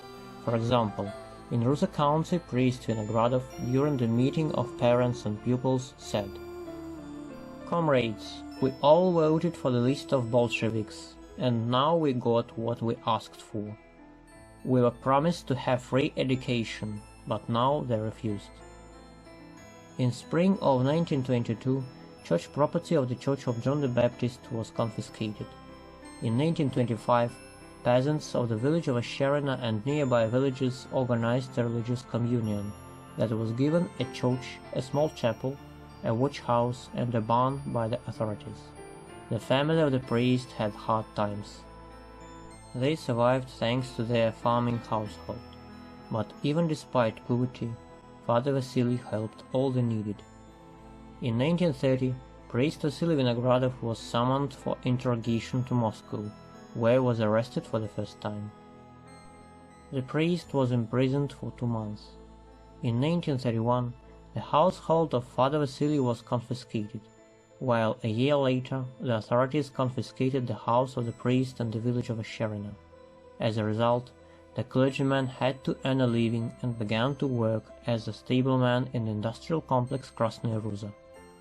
In January 1933, Father Vasily, who lived in the town of Ruza, gave evidence against priest of the Cathedral of the Resurrection of Christ Pavel Boголюбов, who was sentenced to 3 years of exile to Kazakhstan on the 30th of March the same year. By 1935, Father Vasily Vinogradov already lived in Kashira district of Moscow region and worked as a coal heaver during the construction of the power station, where he was arrested according to the 58th article paragraph 10 of the Criminal Code of Russia and sentenced to 5 years of labor camps. The priest served his sentence in the north of Kazakhstan, in the town of Alga by the river Ilek. The same year, 2 brothers of the clergyman were repressed by the authorities. Priest Pavel Vinogradov was also arrested and exiled to Bel-Baltlag, being executed 2 years later. The same year, 1935, Sergei Vinogradov, who worked as a teacher in the town of Sergeyev Posad, was arrested and sentenced to the exile to the village of Kochiri of Pavlodar region of Kazakhstan, where he died in 1938. Father Vasily was probably released before the appointed term, and according to some sources, in 1938 already served at one of the churches of the village of Marfino of Dmitrov district of Moscow region. In 1939, the priest became the prior of the Church of the Transfiguration of Christ in the village of Podsolnichne. From 1940 to 1945, priest Vasily Vinogradov worked as a coal heaver in the canteen trust of the town of Sergeyev Posad, also serving in the Emergency Aid Brigade. From 1945 to 1948, Father Vasily served at the Church of the Presentation of Virgin Mary in the town of Dmitrov, while later he became the prior of the Church of the Domitian of Virgin Mary of his native village of Strumin of Nogivsk district of Moscow region. But in 1949, during the new wave of repressions of clergymen, the priest was exiled from Strumin, and until 1950 he served at the Church of Life-Giving Trinity in the village of Golisheva of Ludzensk district of Latvia. Here, Father Vasily gave people who died during the disaster the last rites. When in Riga, steamboat Vladimir Mayakovsky was shipwrecked, and 147 people died. In 1950, the priest returned to Russia, and was sent to serve as the second priest at the Church of Michael the Archangel in the village of Malinki of Mikhailov district of Ryazan region, where firstly Father Vasily lived in a tiny summer house in the garden. The Church of the Nativity of Virgin Mary in Opolosy churchyard of Pavlovsky Posad district of Moscow region became the last place of service of Archpriest Vasily, where the clergyman was transferred to in 1953. Father Vasily Vinogradov passed away on the 18th of October 1955 at the age of 73 and was buried near the Church of the Nativity of Virgin Mary. Grigory Alexandrovich Mashkov was born in 1881 in the village of Asherino of Ruza county of Moscow province. According to the questionnaire of the arrested, Grigory Alexandrovich was of Kulak peasant origin, got primary education at a village school. Nothing is known about the early years of Grigory Mashkov. According to the materials of the investigation case, in 1927 to 1928, Grigory Alexandrovich served as a psalmist at the church of John the Baptist in the village of Asherino. On the 11th of March in 1933, according to the 58th article, paragraphs 10 and 11 of the Criminal Code of Russia, being accused in anti-Soviet agitation, Grigory Mashkov was arrested along with 3 more workers of basket-making brigade by the OGPU department of Ruza district. However, on the 28th of May the same year, the case was closed and all the people were released. Later, Grigory Alexandrovich moved to the town of Ruza of Moscow region, where he lived on Demokratichskaya Street, house 11, flat 3, and worked as a basket maker in a basket-making brigade in the village of Komlevo of Ruza district. On the 22nd of January in 1938, Grigory Alexandrovich was arrested for anti-Soviet counter-revolutionary agitation and defeatist propaganda aimed at the disruption of events of the party and the government. Already on the 27th of February, the same year, the NKVD Troika of Moscow region sentenced Grigory Alexandrovich Mashkov to capital punishment.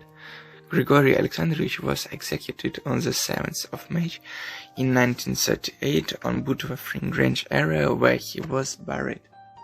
Grigory Alexandrovich Mashkov was rehabilitated on the 24th of August 1989 due to the lack of the body of the crime. Dmitry Petrovich Zernov was born on the 26th of October 1884 in the village of Spasskaya of Ruza county of Moscow province, to the family of psalmist Peter Fedorovich Zernov, who later served at the Church of the Icon of Our Lady of Kazan, in Pagost of Michael the Archangel of the village of Ivanisovo of Bogorodisk county. In 1902, Dmitry finished Volokolamsk Spiritual College, while in 1910 he graduated the Bethany Spiritual Seminary on the 2nd class. After, he married the daughter of priest Nikifor Ivanovich Postnikov Anna, and was firstly ordained a deacon and then a priest to the Church of the Icon of Our Lady of Kazan in Pagost of Kunya of the village of Ivanisovo of Bogorodisk county, replacing his passed-away father-in-law as the prior in 1915. According to the reminiscences of his fellow villagers, Father Dmitry was very kind. The priest kept a bee garden, took care about the improvement of the church, tried to help his elderly father as well as his brother and sisters. In 1930, the priest was arrested and exiled to Kazakhstan. In 1934, Father Dmitry returned to his previous place of service, but already in 1937, all over Russia a new wave of repressions took place. It didn't bypass the Church of the Icon of Our Lady of Kazan. On the 26th of October, priest Fyodor Nedosetkin was arrested, while later the church bells were kicked down. Moreover, a month later, on the 26th of November 1937, being accused on counter-revolutionary activity, Father Dmitry Zernov was arrested along with another priest, Peter Postnikov. The arrested Father Dmitry was listed as unemployed. Already on the 1st of December 1937, according to the 58th article, paragraph 10 of the Criminal Code of Russia, the NKVD Troika sentenced the priest to death penalty. Priest Dmitry Zernov was executed on the 10th of December 1937 on Butovo firing range area near Moscow and buried in an unknown mass grave. This way ended mundane life of humble priest Dmitry Zernov. He was granted on behalf of Christ not only to believe in him, but also to suffer for his sake. On the 15th of July, 1989, Father Dmitry was posthumously rehabilitated by the prosecutor's office of Moscow region. Vasily Mikhailovich Pokrovsky was born on the 15th of April 1883 in the village of Kazano of Ruza County of Moscow Province, to the family of psalmist Mikhail Grigorovich and his wife Maria Alexeyevna. In the family there were 6 daughters and 4 sons. They lived in poverty. Often there was neither enough their own bread until new harvest, nor money to buy it, and parents sent children to their neighbors and to the nearest village to borrow some bread. From the age of 10, children helped the father in his work. They seeded, harvested, mowed, and gathered hay, and father bought them small scythes. When children grew up, they did not stop doing farm duties and sometimes even worked daily on a farm for a local priest or deacon. In such cases, they were paid with half of hay, while the rest was given to the host. When elder children had to leave for seminary to study, their father had to sell half of hay to pay for transport. The children did not come back during Christmas or Easter holidays, as there was no money, returning home only in the end of the course. Vasily, like his elder brothers Alexander and Peter, got primary education at Zemstvo school, while later he finished Volokolamsk Spiritual College. According to the materials of the archive investigation case, Vasily Mikhailovich also graduated from a spiritual seminary. In 1910 his father fell seriously ill and had to retire, while the elder children had to earn a living for the whole family, where 3 of their sisters were not married yet, and 2 of them did not have any education. Vasily Mikhailovich married, and by 1909 was ordained a deacon to the Church of St. Nicholas the Miracle Maker in the village of Rogachovo of Dmitrov County of Moscow Province, where he served at least until 1927. Unfortunately, there is very little information about the further life of Father Vasily. It is known, but by the date of the arrest in 1932, Deacon Vasily worked in Moscow as a carpenter and lived in Khalturinskaya Street, House 31A, Flat 1. In the case, there is no hint on the fact that 49-year-old deacon served in the church. On the 26th of April 1932, according to the 58th article of the Criminal Code of Russia, Vasily Pokrovsky was arrested by the 3rd Group of the Secret Political Department of the OGPU of Moscow region. But on the 31st of May the same year the case was closed. By the moment of the second arrest, Vasily Mikhailovich worked in Moscow as a carpenter of the first machine base of metro and lived in Odkrytaya Street, House 14, Flat 21. On the 5th of December 1938, Vasily Pokrovsky was arrested for counter-revolutionary agitation, and on the 16th of December the same year was sentenced by the NKVD Troika to 10 years of imprisonment and labor camps. Only daughter Helen, 27-year-old, was mentioned in his family. On the 28th of September 1995, Vasily Mikhailovich Pokrovsky was rehabilitated by the prosecutor's office of Moscow. His brothers, Holy Mother Alexander Pokrovsky and priest Peter Pokrovsky, were executed on Butov firing range area on the 27th of November 1937 and on the 14th of March 1938, respectively. Ivan Alexeyevich Vinogradov was born in August 1889 in Moscow to the family of a clergyman. Ivan Alexeyevich finished the spiritual college and entered Moscow Spiritual Seminary, but was sent down from the 2nd class. After that, by the 1st of January 1910, he was appointed a psalmist to the Church of St. Constantine and Helen in the town of Veria of Moscow Province. On the 28th of April 1910, at the age of 20 and a half, he married 18-year-old maiden Lydia, the daughter of psalmist of the Trinity Church of the town of Veria Vasily Pavlovich Yakovlevsky. On the 25th of September 1912, daughter Zinaida was born to the family of the clergyman. At that time, the Vinogradovs had a house, 32 square meters, with a yard, 50 square meters. On the 1st of January 1917, psalmist Leon Vinogradov was ordained a deacon to the Church of the Domitian of Virgin Mary in the village of Myshkina of Mozhaisk County of Moscow Province. Here, Father Ion faced the revolution and served for the next 8 years. In 1925, Deacon Ion Vinogradov was ordained a priest to the Trinity Church in St. George Churchyard of Ruza County of Moscow Province. During Soviet time, Father Ion widowed and married one more time. Olga Ivanovna Zhukova became his new wife. In November or December 1932, daughter Rima was born to the priest's family. By that time, the Vinogradovs had a house 32 square meters with a yard 32 square meters and a barn 50 square meters, as well as 1 cow, 1 sheep and 2 hens. Before 1929, Father Ion also had an equipped horse with a horse vehicle. On the 7th of March 1933, priest Ion Vinogradov was arrested according to a group case of agronomist with 56 people involved. By that time, Father Ion lived in the village of Sherbenka of Ruza district of Moscow region. In his family there was his wife, Shukova Olga Ivanovna, who was 38, and daughter Rima, who was only 3 months old. Father Ion Vinogradov was accused in close connection with kulaks and saboteurs, Sukov and Bogachev, anti-Soviet agitation and agitation against colkhoz events, revision, etc. The priest did not plead guilty. On the 19th of May 1933, according to the 58th article, paragraphs 10 and 11 of the Criminal Code of Russia, the OGPU Troika of Moscow region sentenced priest Ion Vinogradov to 3 years of exile to Kazakhstan. The fate of priest Ion Vinogradov is still unknown. Konstantin Alexandrovich Smirnov was born on the 26th of July 1888 in the county town of Ruza of Moscow Province to the family of court councillor Alexander Kirillov Smirnov and his wife Eugenia Alexandrova. The newborn child was baptized at the Church of the Intercession of Virgin Mary by priest Ion Sokolov. Later, daughter Nina as well as sons Anatoly and Vsevolod were born to the Smirnovs. Due to the early death of his mother from tuberculosis, as well as his father's new marriage, Konstantin Alexandrovich was brought up by his relatives in the town of Vitebsk, where he finished the local college.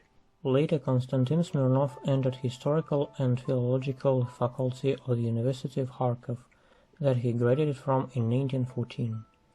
In 1913, Konstantin Alexandrovich married Nadezhda Nikolaevna Grot, the daughter of the professor of philosophy of Moscow University. Daughters Sergia, Olga and Veronika, as well as son Yuvenali, were born to the Smirnovs. Since 1915 to 1917, Konstantin Smirnov worked as a teacher in the first gymnasium of the town of St. Petersburg, also being a private lecturer in Moscow University, while since 1917 to 1918 he was the head teacher of the gymnasium in the town of Chuguyev of Kharkov province, giving private lessons for some time. Moreover, Konstantin Alexandrovich took part in the activities of Historical and Philological Society, preaching at the University Church of the town of Kharkov. In 1919, Konstantin Smirnov defended his philosophic dissertation about the time and timeless connected with immortality. In 1920, Konstantin Alexandrovich sent a petition to Archbishop Nathaniel Troitsky, requesting to be ordained a priest. There he wrote, "From the one hand, being a supporter of strict established divine service and its poetic beauty, and from the other hand being a gentleman of virtue that feels all the advantages and disadvantages of art, music, and architecture from the point of view of their style and purpose, as well as the spiritual ideas that ought to be presented, I pay much attention to the church architecture as well as icons, readings, and sitting there. So, I am most touchy upon the subject of ignorance, ugliness, and desecration in this sphere. An altar for me is a sacred place. It is not a sort of backstage where it's allowed to talk, and to make a storage for different stuff, for example, a looking glass, a sink, and a coat with overshoes." In 1921, Konstantin Smirnov was ordained a deacon and then a priest. Firstly, Father Konstantin was elected a prior of the University Church of St. Anthony the Great in the town of Kharkov, but he refused, becoming the prior of the Church of the Ascension of Jesus in the town of Lebedin. Having become a priest, Father Konstantin Smirnov celebrated all divine services according to regulations. Moreover, he actively reformed the services, returning some customs that had disappeared. The clergyman explained the innovations that were not canonic by the desire of restoring the way of first Christians served. Also, Father Constantine criticized the spread of acathist hymns dedicated to different saints in the Orthodox divine service. According to his own words, the clergyman was a zealous and impeccable enemy of so-called juridical theory and shallow interpretation of the orthodoxy. He offered to clean theological, spiritual, edifying, religious, and educational literature from all that got there because of our weak willpower, and through the west-oriented windows that had been made earlier, as well as religious, juridical, and magical Catholicism, or, in other words, pagan elements.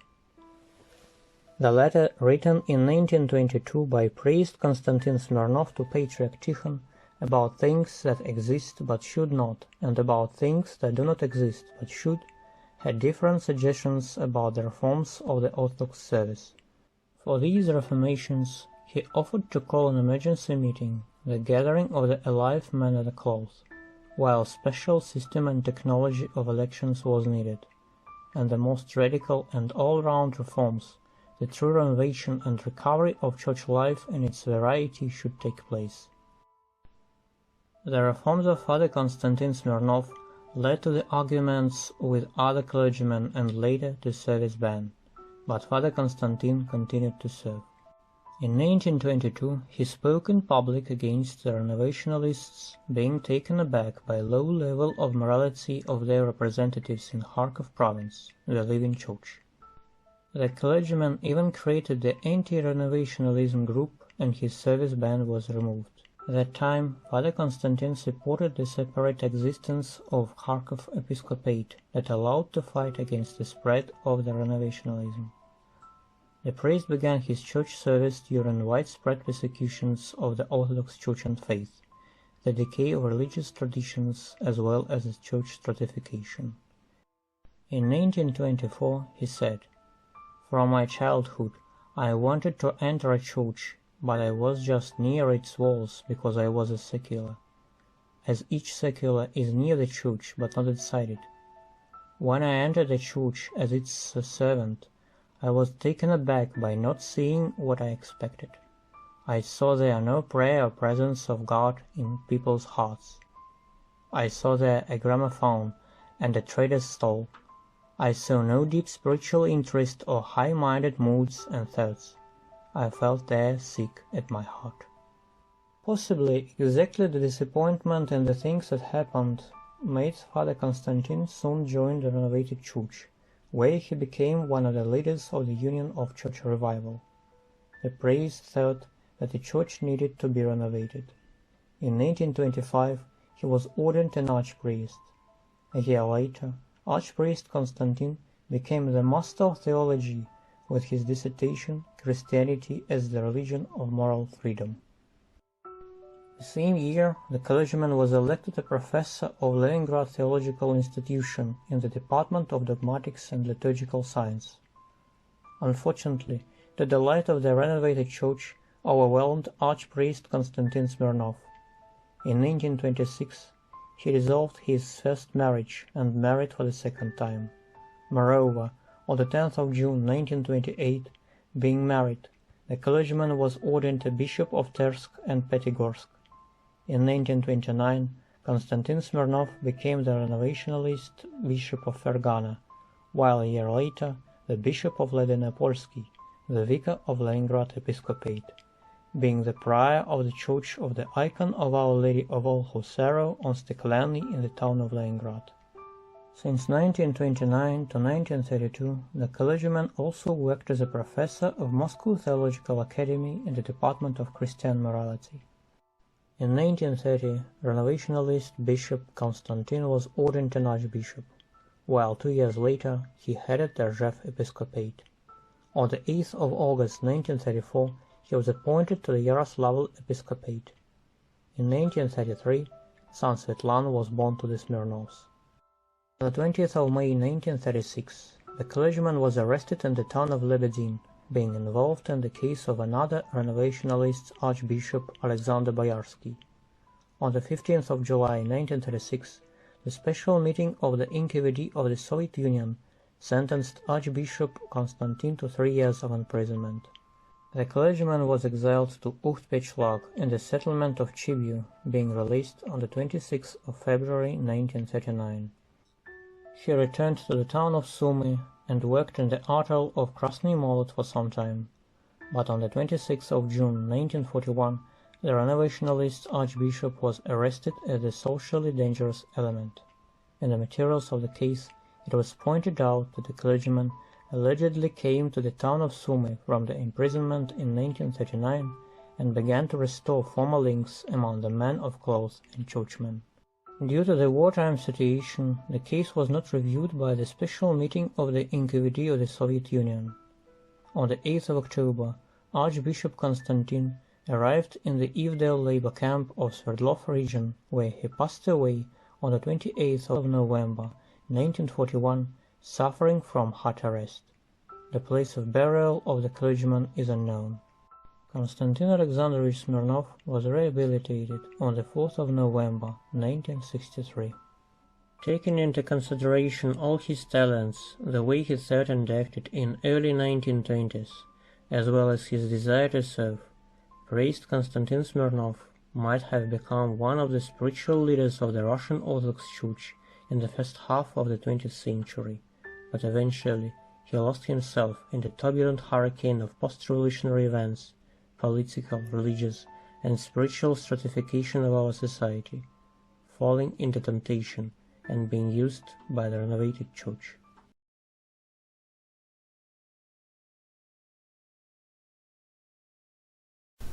И при любом аресте духовного лица необходимо набрать следователю группу.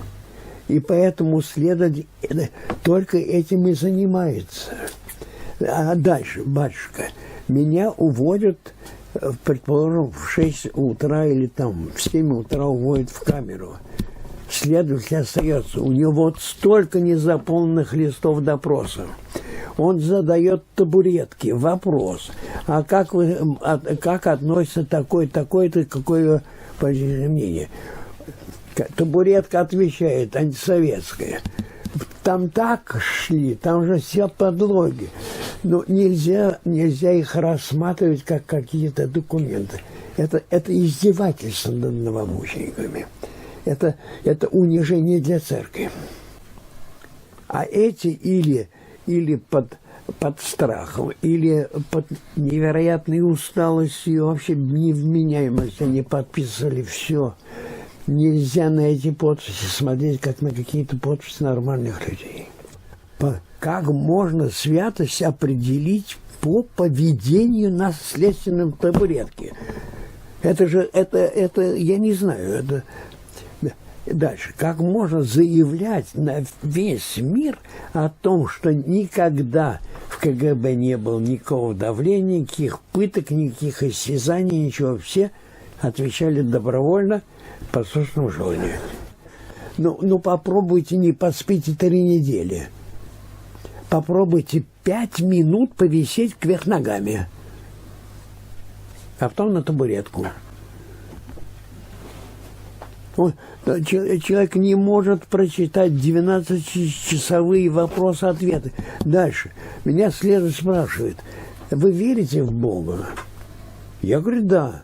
Значит, уже с первого вопроса, верю ли я в Бога, пишет не да, а пишет фанатик. Значит, он подготавливает меня для того, чтобы потом меня привлекли. Дальше. Следователь мне говорит, мы очень просто с вас, церковников, снимаем венцы мученичества. Я говорю, а как? А мы вас обливаем таким говном, что вы не отмоетесь через века. И показывает мне папку дела моего, где написано «Хранить вечно». Человека обвиняет, что он кого-то предал, он никого не предал. Предал следователя с пустой табуретки. Он из невинного должен сделать или участника подпольной организации, или руководителя, для того, чтобы или стрельнуть, или дать хороший срок. И этому всему верят. Есть следственные протоколы у 4 евангелистов. Отказ Петра трижды от Спасителя. Да. Что нужно делать? Снять с него апостольство, вычеркнуть из первого верховного и отнять ключи от рая. Что сделал Спаситель? Он ни единым словом не упрекнул его на Тевриадском озере, а спросил: любишь ли ты меня? Да потому что покаяние его, Ишет плакался горько, да. Бог только видит это покаяние. Если бы в это время кто-то дал папирус и ручку, он бы расписался, что он не знает этого человека. Потому что шкурный вопрос. Если бы грамотный был. Шкурный, ничего, крестик поставил. Шкурный вопрос. Человек боится смерти. Он же Петр, который сказал: я готов за тебя умереть, и через какое-то время отрекается. Но говорят, когда человек перед смертью легко умирает, это одно. А когда человек тяжело умирает с тяжелой болезнью, трудно умирает, то этой смертью он как бы искупает свои грехи. Есть такое? Очищается, да. Очищается. Безусловно. Вот точно так же я не как на очищение смотрел лагеря, а как необходимость мне. The first half of the 20th century will probably become one of the most turbulent periods in the history of our state, being covered with mysteries. The discussions over that troubled period have not stopped yet, as too many people suffered there in the millstones of the state machine. Too many lives were ruined and taken the bloom off in the cells of prisons, in labor camps, on the firing range grounds. Each of us often said that if we were in another person's situation, we would bear it. We would neither say so nor do so. We would not be broken. But we often get excited in our thoughts and at once fell in simple life situations that did not make us show neither our willpower nor the power of our spirit that helps people bear interrogation on the backless stool, tortures behind bars, tough conditions of labor camps, and the nearness of unknown death. We have no right to judge those who said the names of their colleagues or friends, who gave up priesthood or serving, fearing for their closest, especially if there was no place to serve. We have no right to judge those who, obeying the administration or seeing the conditions the church was in, joined the Renovated Church, in hope that they would have a chance to change something. Despite all that happened to priest Konstantin Smirnov, his words about the conditions of the Russian Orthodox Church were prophetic, and we have to contemplate about things that exist but should not, and about things that do not exist but should, and what is our church for us. History teaches us every day, and in order not to perish in its turbulent hurricane of events, we must not forget both the lessons of our past and the lessons of our present.